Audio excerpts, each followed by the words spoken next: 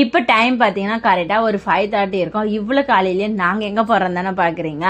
அம்மா வீட்டாண்ட பார்த்தீங்கன்னா லக்ஷ்மி அம்மன் கோயில் இருக்குது. அந்த கோயிலுக்கு இன்னைக்கு கும்பாபிஷேகம். அதுக்கு தான் நாங்கள் எல்லாரும் போகிறோம்.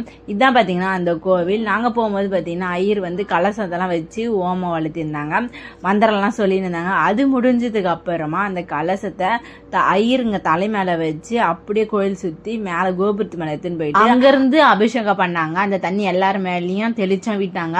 அது முடிஞ்சதுக்கு அப்புறமா உள்ள வந்து அம்மனுக்கு தண்ணியில் அபிஷேகம் பண்ணாங்க. அது எல்லாமே பார்த்துட்டு அதுக்கப்புறம் அலங்காரம் பண்ணாங்க. அதையும் பார்த்துட்டு அன்னதானம் போட்டிருந்தாங்க. அதையும் சாப்பிட்டு நெக்ஸ்ட் பார்த்தீங்கன்னா பக்கத்து ஊர்ல சிவன் கோயில்ல கும்பாபிஷேகம். அதை பார்க்கறதுக்கு தான் இப்போ நாங்கள் எல்லாரும் போகிறோம். அதனுடைய வீடியோவை நான் அப்டேட் பண்ணுறேன்.